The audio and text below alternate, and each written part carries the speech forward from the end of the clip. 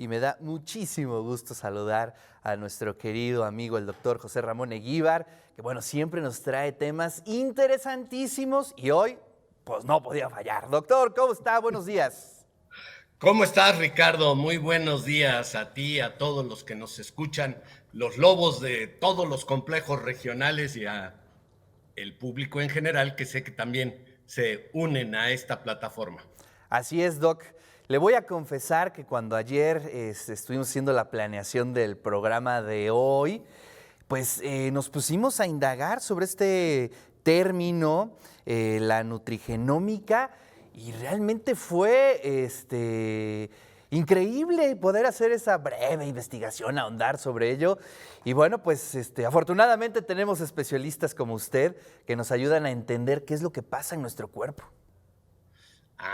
Pues sí, es un término, es que es muy joven, luego con los estudiantes yo peleo un poco porque pues para ellos se les hace normal traer en la bolsa una cosa que puede almacenar un terabyte de información, ¿no? Entonces cuando uno les dice que yo cuando llegué a hacer mi doctorado al laboratorio del doctor Pablo Rudomín, había una cosa que era como un refrigerador gigante, como estos de donde ponen las carnes, donde almacenan enormes cantidades de alimentos, no sé, fácilmente de 3 por 3 metros casi, o sea, una cosa muy grande, que había que prender el aire acondicionado media hora antes porque si no se quemaba la computadora, era una PDP 1126 de IBM, International Business Machine, eso quiere decir IBM, y había discos de 256 y de 512K, Sí, sí, sí, sí, sí, kilobytes, sí. kilobytes. Entonces, pues sí, hemos saltado de eso y además el disco era como un platillo volador, así la Claro. imagen clásica, que pesaba como 3,5 kilos. Wow. Entonces, este, eran palabras mayores. El cambio ha sido abismal. Entonces, ¿por qué traigo esto a colación? Porque en el año 2000, o sea, el otro año va a cumplir 25 años, por ahí de julio, agosto, septiembre, era el verano, salieron en los institutos nacionales de salud y dijeron, ya tenemos el genoma humano, y fue portada de las revistas científicas más importantes del mundo. Ahora sabemos que realmente salieron a decir y no lo habían acabado. Lo que pasa es que Venter, una compañía, un científico privado, ya lo había hecho.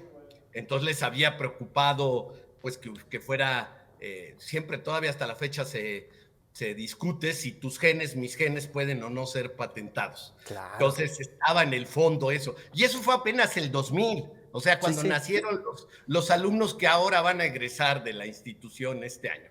Entonces no es hace mucho, o sea, es una generación, para ponerlo en términos económicos, como bien me ha enseñado el doctor Jaime Vázquez, vicerrector de docencia y buen amigo. Entonces, ¿qué pasó después de esto? Pues ha venido una revolución para buscar en el genoma lo que te hace diferente a Ricardo de mí, ¿sí? Y fíjate, nosotros tenemos, o el genoma tiene 3,000 millones de pares de bases. ¿Qué quiere decir eso? Hay unos compuestos que son adenina, timina, guanosina y citosina. Cuando estudiaron biología, los que no estén en el campo biológico, pues se acordarán que decían que había un código genético y ese código genético pues era la secuencia de letras para que podamos leer un libro como los que tengo a mi Claro. espalda.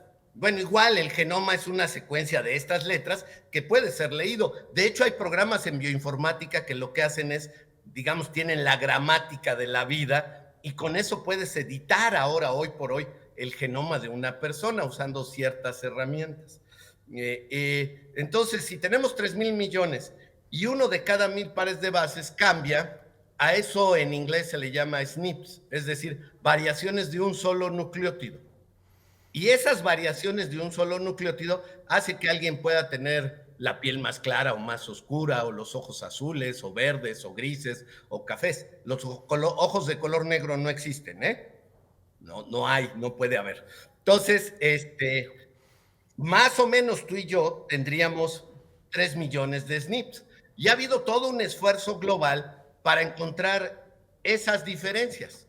¿Para qué? Para saber si eso nos hace susceptible a enfermarnos de algo, Claro. ¿no? Tenemos enfermedades muy comunes o relativamente comunes, genéticas, que ya sabíamos que era de un solo gen.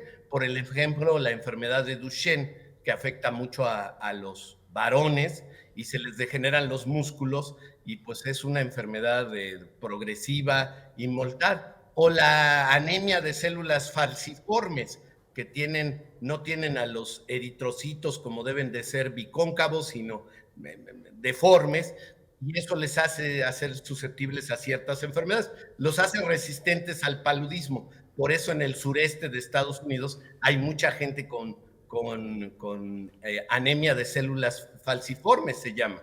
Entonces, todas estas enfermedades, y sabemos cuáles son las alteraciones del gen, no de la letra, podemos curarlas, pero también podemos buscar en los SNPs cambios, y esos cambios pueden ser responsables de enfermedades. ¿Y de qué enfermedades podemos hablar?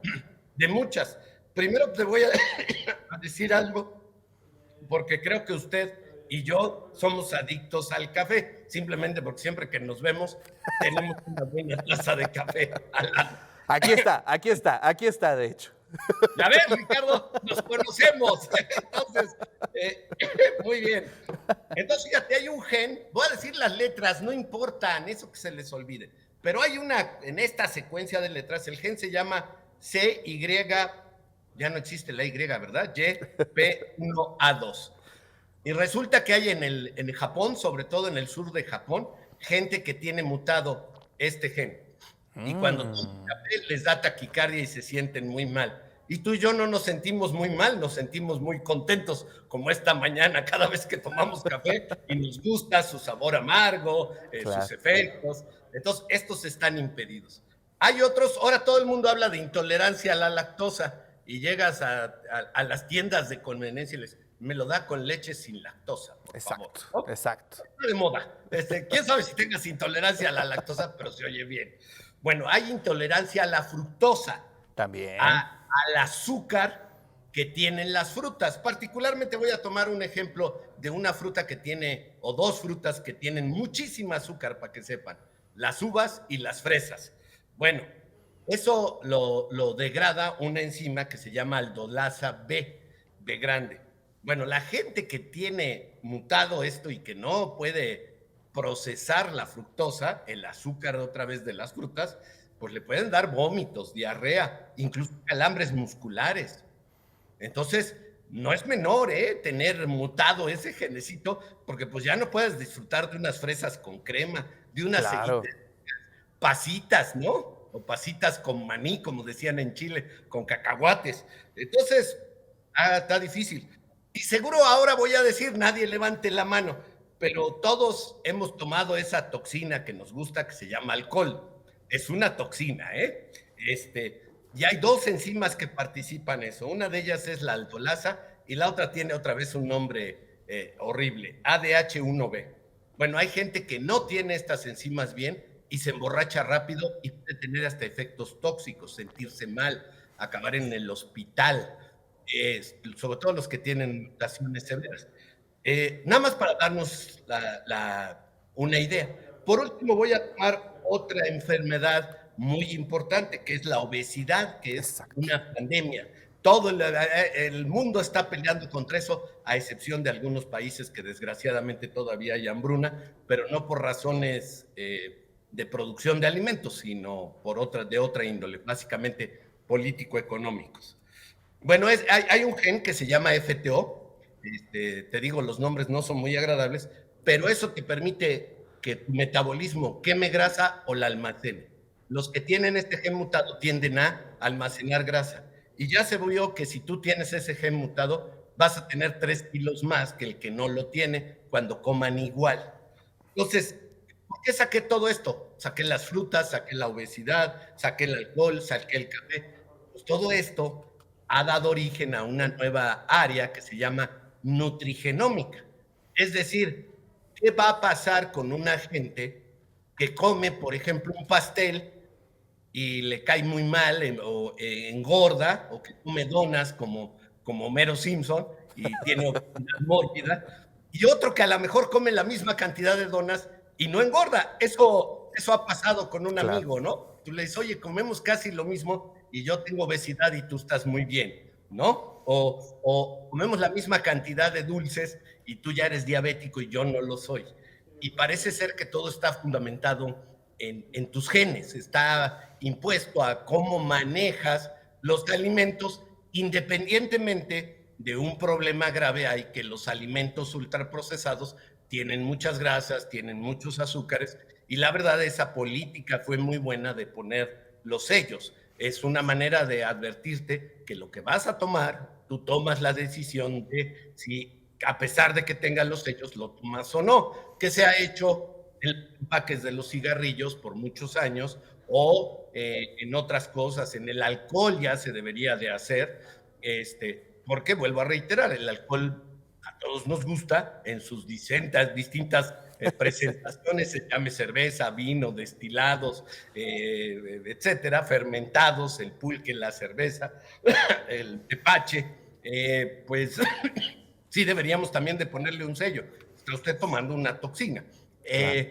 Pero bueno, creo que es muy importante esto porque entonces nos hace pensar sí en el valor del alimento o sí en el valor del alcohol, pero cómo lo metabolizamos. Yo, por ejemplo, te puedo decir, yo sé que yo me emborracho muy fácilmente. Entonces, seguramente tengo mutado alguno de los genes o tengo alterado esto, y eso tiene que ver con la nutrigenómica.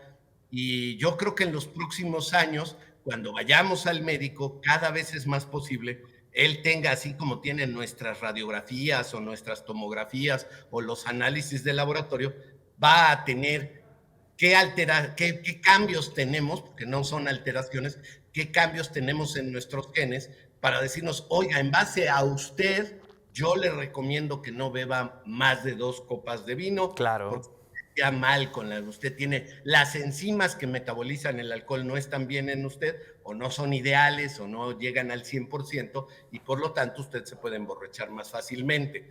O como los del sur de Japón, usted mejor no tome café ni bebidas carbonatadas que tengan cafeína, porque se puede poner muy mal, ¿no?